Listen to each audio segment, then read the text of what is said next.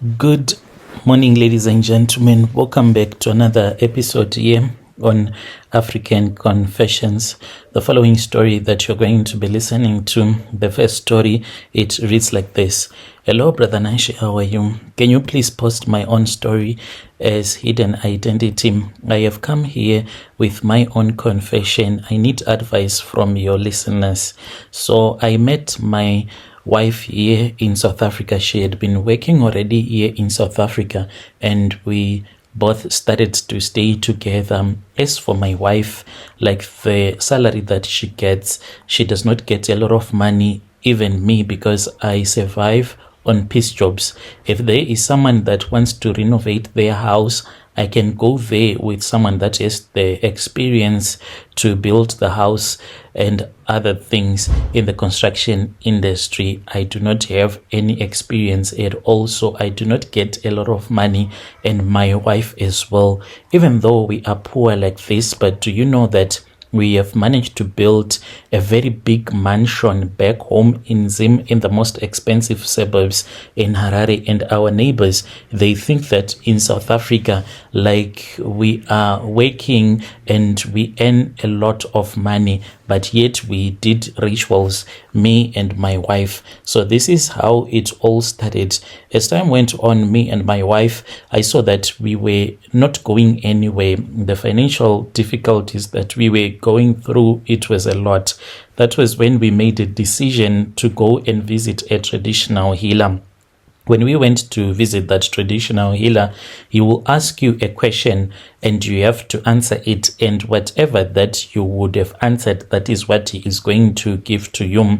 So at that time, he asked me and my wife, what is it that we wanted? My wife then said, we just want to be able to buy a residential stand back home in Zim. And he said, okay, it's fine. He then said, I have looked at your situation. Even if I give you the money that you want, and you can go and you can buy a residential stand that you want in Harare, but where are you going to get the money to build a house on top of that stand that you would have bought? Where are you going to get the money to give to the builders to buy building material? So he then told us that we were going to get this magic money in 3 stages. The first stage was that to get money so that we can be able to build the house. The second stage was for us to get money so that we can buy the building material. Then the third stage was for us to be able to pay the builders and all the hidden expenses that we were going to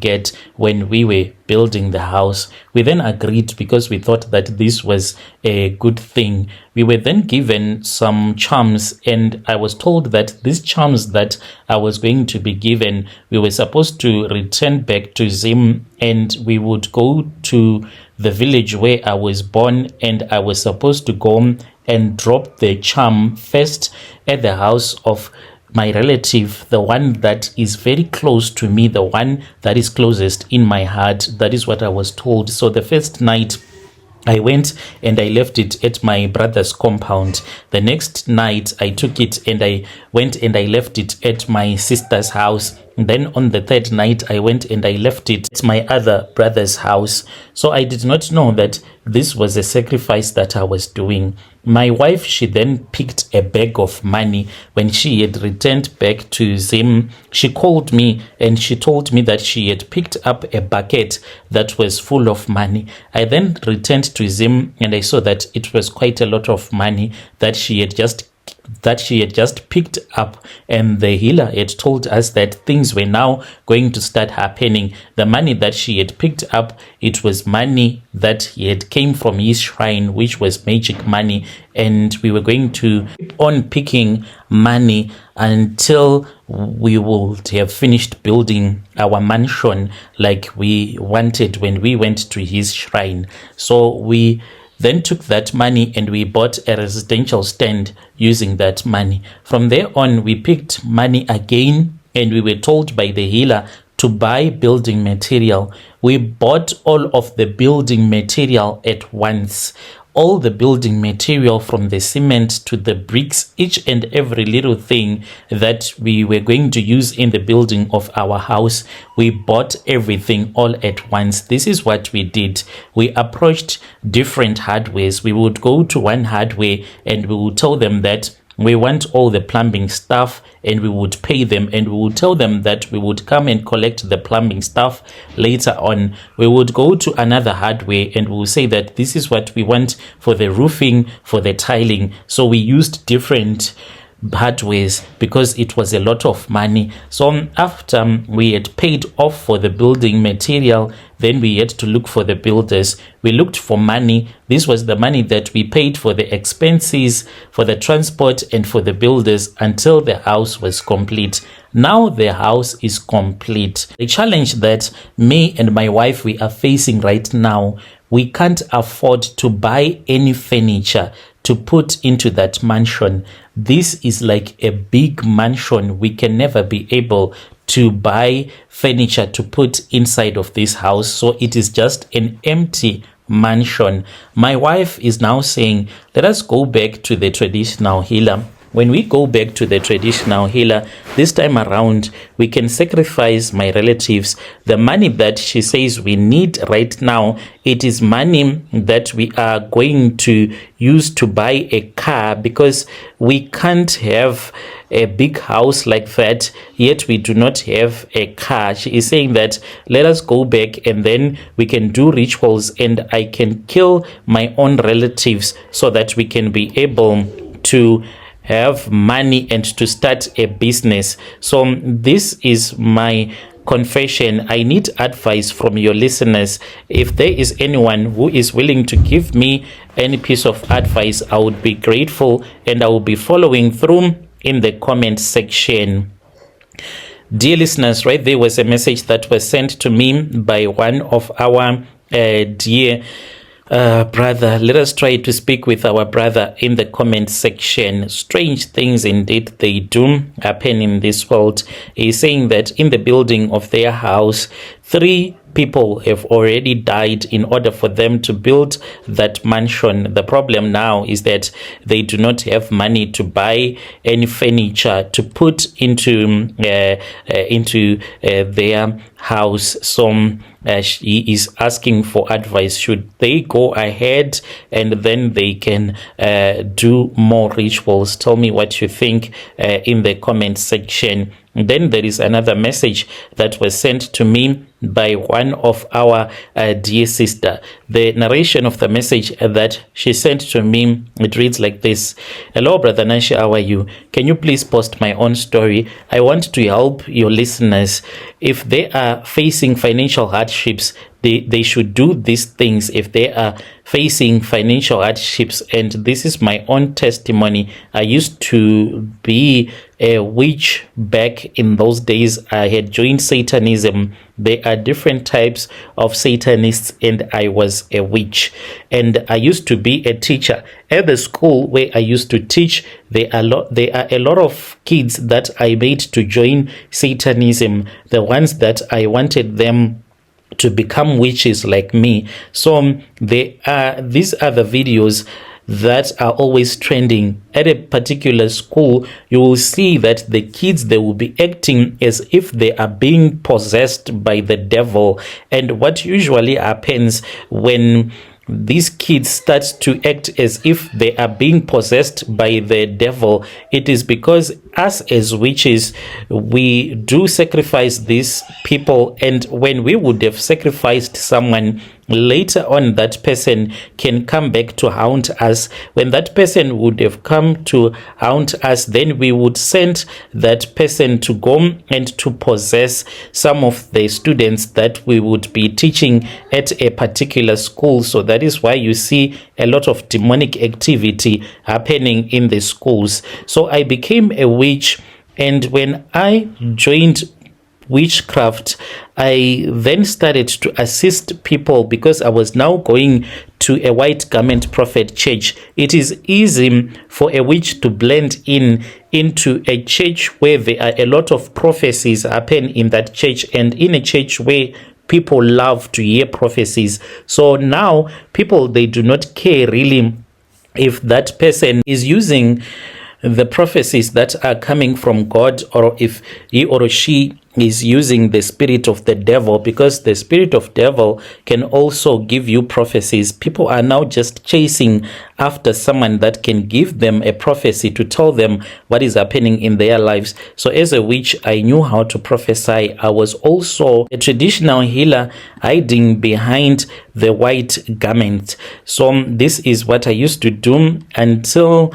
Jesus Christ delivered me, and this is my own story. I grew up in a village that is in Mutare that is called Chikanga. My mother was a herbalist and my grandmother was a very powerful traditional healer. They taught me how to dig up for roots that can assist someone when they are ill, to cast spells upon the people. And when my grandmother then passed away, there were a few customers that came to my mother's shrine, because my grandmother was the one that was very powerful than my mom, because my mother, she was just a simple herbalist who knew which charms to use and which ones not to use. So my mother then got a job and we started staying in an area that is called Dangamfura. That was where we were staying, and my mom taught me a lot of things. By the time that I was married, I was a full-time witch and I had clients from everywhere and I knew how to assist people. So it then happened that I went to visit my other sister who was staying in Mutare, and when I visited him, there was this other pastor that had came from Mozambique, and they were holding a crusade in the area where my sister was staying. I did not want to go to that crusade, but she kept on bothering me and she said, let us go to this crusade. So I said, let me just go and attend. I just wanted to go there so that she can stop bothering me. When we went there during the prayer, that was when the pastor said, there is a woman here who is using demonic spirits to prophesy, and this person is using spirits from the graves, and these spirits, they will end up demanding blood. And I knew that this pastor was talking about me, and I started to tremble and my whole body was shaking violently. I waited until he made an altar call, when he said that those that want to give their lives to Jesus Christ, they should come in front. I went there and he prayed for me.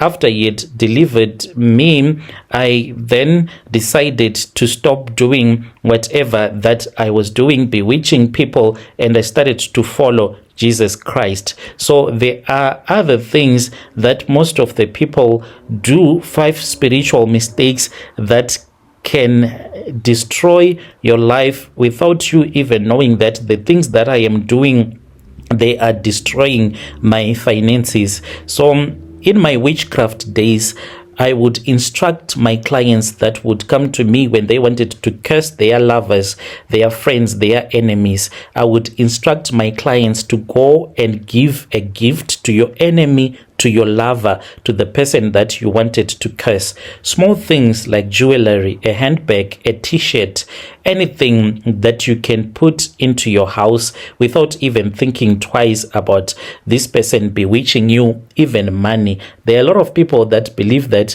money that you are sent through transfer, it cannot curse you, but a witch can send you money that she has already cursed even into your phone. So people, they need to be very careful. And once you have such an item into your home, all of your blessings will be transferring spiritually. A person would come to me and I would tell them to give money to their enemy. So the moment that the money goes into their enemy's wallet, then when you demand that money back, it will be like the person would be owing you money. So that money will keep on collecting more money from that person's wallet, such that you work and you are unable to do anything with the money that you would be earning. And an evil gift will always bring nothing but bad luck into your life. You need to go back to sit down and think about it.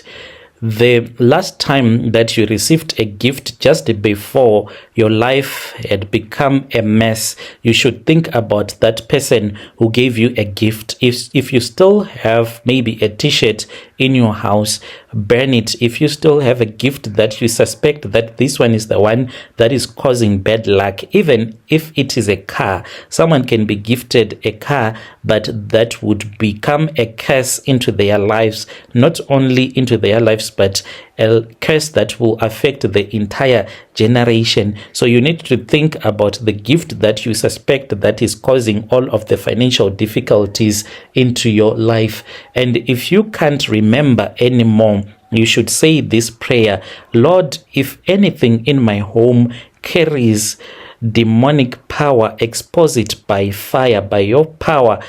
Expose everything in my life. This is the prayer that you have to say. Then there are things that we used to do, like it is something that is complicated, but once you understand what I am trying to teach you, you can free yourself from the marine spirits. So whenever my clients would come to me, if they wanted me to curse their relatives or friends or enemies using the river spirits or what you call the marine spirits. So this is how we used to make people invite the curses of the marine spirits into their lives. If you bath, it is very complicated because most of the people here, they have bathrooms inside of their houses.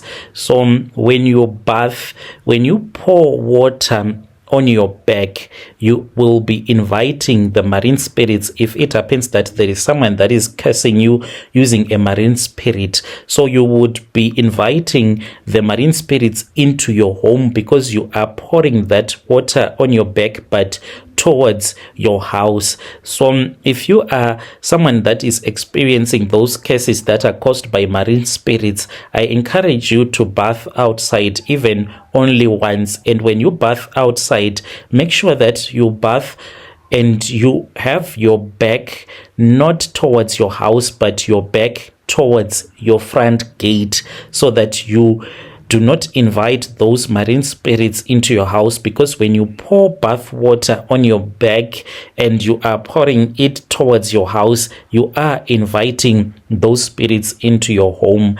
And never, no matter what, do not bath between midnight and 3 a.m. because there are things that happen in the spiritual realm. You might end up inviting marine spirits, not because there is someone that is cursing you. When you bath between midnight and 3 a.m., that is the time for the marine kingdom. This is the marine kingdom's hour. So avoid bathing between midnight and 3 a.m. unless you are praying, but avoid midnight until 3 a.m. because you can end up inviting demonic entities into your life, in demonic entities that you won't be able to chase out of your life. So avoid doing that. And then there are those people that think that they are being bewitched by their relatives or by anyone, but yet they are bewitching themselves. There was this other sister of mine that I wanted to bewitch. When I would go to her, even during the day, us as witches, we could be able to even go to my enemy's house, and I won't be able to bewitch her, but just to spy on her. I would hear my sister just complaining and cursing herself, saying that I am tired of this life, nothing is moving. So I will end up laughing because there was no need for me to curse her anymore, because she was actually cursing herself. So once you say that you are tired of this life, nothing good will ever happen to me. What will be happening is that the moment that you speak, the moment that you say nothing good will ever happen to me, in the spiritual world, there is a record that would be set at that time as a covenant that you are making with yourself, that there is nothing good that will ever happen to me. Because from the time you are created it is a covenant that would be fulfilled. For a covenant was made between God and man, a covenant that said you have to multiply, and you are a covenant at the time when you are born, a covenant that is fulfilled, that humans are supposed to multiply and fill the entire earth. So your whole life, it is a covenant. And the moment that you say nothing good will ever happen to me, this means that it is a curse that is coming out of your own mouth, creating covenants that carries curses in your life. And each and every complaint that you say, it attracts poverty. But when you are grateful, for gratitude will multiply grace. And people that practice African tradition, this one they know. In our Shona culture, they say that when you approach your ancestors, do not cry, do not shed tears in front of your ancestors. Be happy even if your life is messed up. That's why you see that when you enter into a traditional healer's consultation room, they do not allow you to cry, because when you cry, when you complain, it means that you are cursing yourself. Learn to change your tongue. Say, God is working behind the scenes. Even if you do not have food in your house, say, God is working behind the scenes, even when you do not see the results. There are those that always have dreams. So this is what happens each and every time when you have a dream. In witchcraft, we believed that a person, a human being, is like a house, and this house, it has doors. At night when you go to bed, the doors, they open up so that you can be able to listen when God is whispering to you. And as we are able to manipulate you in your dreams so that we can enter into your dreams and you can be able to listen to us. So when people ignore dreams, it gives us more access. If you dream about eating, it's bad. Bathing in your dreams, it's bad. Sleeping with someone in your dreams, it's bad. If you have a dream returning to an old home, to your old home, it is bad, because what it means is that there are witches that are trying to build a house on top of the house on top of you. It means that you are being manipulated in your sleep. Each and every morning, make sure that when you wake up, pray immediately after waking up. Don't just say it is just a dream, it is just a normal dream, because covenants are renewed in your dreams. Evil covenants, they are renewed in your dream. Make sure that when you pray, you say, Lord, I cancel every dream of delay, rejection, and failure in the name of Jesus Christ. And there are those that refuse to leave ancestral idols. Most of our Zimbabwean families, they have inherited idols, and these are simple things. You might have been given something that once belonged to your grandmother. Like in our culture, when someone has died, the personal belongings of your relatives, they are shared equally amongst the relatives. So maybe when you were still young, what happened was that you were given a clay pot that used to belong to your grandmother, and you're not supposed to refuse that clay pot, and then you took it. And now that you are all grown up, maybe you have migrated from Zim, you have gone overseas, wherever you are right now, then you start to see that your life is not moving. You get into a relationship, that man does not love you the way that you think that he's supposed to love you. You can't get married. You can't have kids. Your life is stuck. You can't go anywhere with your life. And what happens is that this idol that you inherited when you were still very young, it does not matter where you have migrated to, because this idol, it was part of the family. It was a covenant that still control your destiny. Some of these idols, they were brought into the family to bring money, but now that you do not know about this covenant, wherever you are, you might have money, but you have no peace. It was an idol that brought wealth into the family, but you do not have freedom. For an example, back in those days, your grandmother in the village, maybe she had a few chickens, and then she went and she got an idol in and she brought it into a compound. The only duty that this idol was supposed to perform in her compound was to protect the chickens so that they can give her more eggs. And this was very important to her in those days. And now that you were given a clay pot that belonged to her, which represented that idol, when you have that clay pot that you do not know where it is right now because you got it when you were still very young, that same idol still comes to you. Does not matter you are in Canada, you are in America, you are in Europe.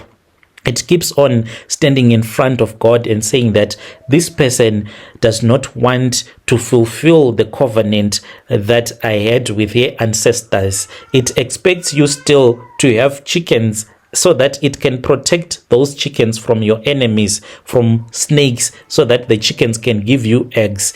So in order for you to be able to renounce those idols, you have to declare. It is a prayer of declaring to God that you reject each and every covenant that were made by your forefathers from today, and you say, I belong to Jesus Christ alone. Back in those days in our Shona culture, there were those men that would go into the forest so that they can hunt for wild animals. These people that used to hunt in the forest, because it was very dangerous and they wanted to work in a safe area, they would go and they would create a tokoloshi. This tokoloshi that they used to create, the primary role of a tokoloshi when it was created, it was not to harm people, but to protect. If someone was a hunter, to protect that person as if it was a dog or a bodyguard. When that hunter, who was your ancestor, would have found an animal in the forest, then the tokoloshi would run towards that wild animal, attack that wild animal so that it can stand still. And there are those that have had stories about their ancestors who could go into the forest and catch a wild animal without using a spear or a bow and arrow. Using their hands, they would kill an animal. So these tokoloshis, they still remain in the family and they still work. In this day and age, the way that they work, you might be someone, you are working wherever you are able to get clients at all the times. When you go out, you always get a job. If you are a woman right now, even if you tell everyone that is on this channel that you are selling soil, even sand, we can end up lining and we can buy that sand from you without even knowing why we want to buy that sand. It is because of those idols that are in the family. But now that you do not know how to thank them, they stand in front of God. When you are given your salary at the end of the month, they take that money because it belongs to them, for they are the ones that gave you the good luck so that you can be able to get a job where most of the people are unable to get that job. So you need to reject each and every covenant that has been created by your forefathers so that you can live a peaceful life. So this is my own confession, and I hope that people are going to listen to my confession and to follow the things that I have said. Dear listeners, right there was a message that was sent to me by one of our dear sister. It was a narration, hoping that you were able to understand.